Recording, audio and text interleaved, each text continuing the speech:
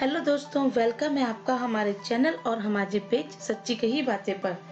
लड़कियों को शादी फिक्स होने के बाद अपने आप में बहुत बदलाव करने होते हैं। इसी कहानी से रिलेटेड एक कहानी लेकर आए हैं हम आपके लिए, इसे अंत तक ज़रूर सुने।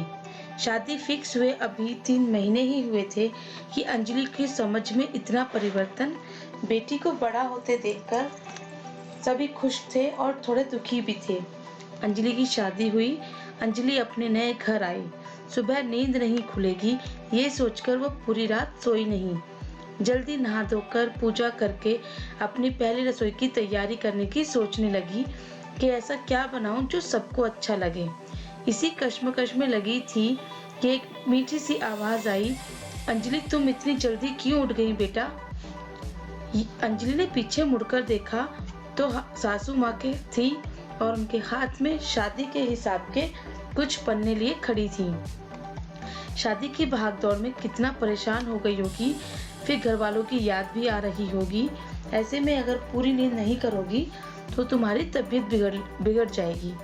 सासू माँ ने हिसाब के पन्नों को टेबल की ड्रॉर में रखते हुए कहा, ये तो बिल्कुल वैसी नहीं है जैसे मैंने सोचा था। अंजलि ने मन में सोचा। सुबह की रस्म जैसे तैसे हुई। सब लोगों के लिए खाना बनाने की तैयारी हो रही थी। मैं किचन में खड़ी समझने की कोशिश कर रही थी कि कुछ प्रयास करूं कुछ करने का। तभी एक आवाज़ आई, अंजलि देखो आज मैं क्या बना रही हूँ। मटर पनीर की सब्जी, गाजर का हलवा और लच्छे पराठे।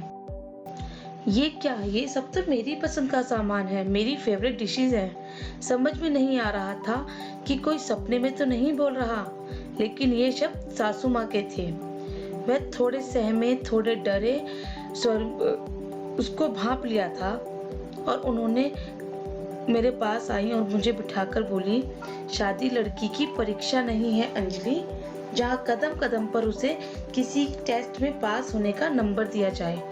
तुम्हारी शादी केवल मेरे बेटे से नहीं हुई, जितनी तुम्हारी खुशियों की जिम्मेदारी मेरे बेटे की है उतनी हमारी भी है।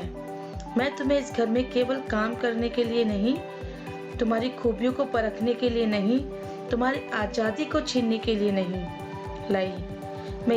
मैं बस तुम्हें इसलिए लाई हूँ कि मुझे एक दोस्त चाहिए, एक साथी चाहिए। समाज के कुछ हिस्सों में एक भी सास माँ बनने में विश्वास नहीं रखती, पर मेरी गुजारिश है जब हम किसी लड़की को घर में लाएं तो उसको उसकी कमियों के साथ स्वीकार करें। अपने बच्चों की गलतियों पर डांट कर भी फिर हम उसे पुचकार लेते हैं, ऐसा ही हम उनके साथ करें। ये कहानी उन सभी सासू माँ को समर्पित है जो अपने प्यार और व्यवहार और सोच के साथ बदलाव लाया है समाज में, नारी को नारी का सम्मान देने के लिए। साथ ही ये कहानी उन बहुओं को भी समर्पित है जिन्हें शायद ऐसी सास माँ नहीं मिल पाई, तो क्या हुआ वे सभी अपनी बहुओं के साथ ऐसी सासू माँ बनकर दिखाएं और इस सिलसिले को तोड़ दें। दोस्तों, आपको हमारी कहानी अच्छी लगी हो इसे लाइक करें और शेयर ज़रूर करें। Thank you.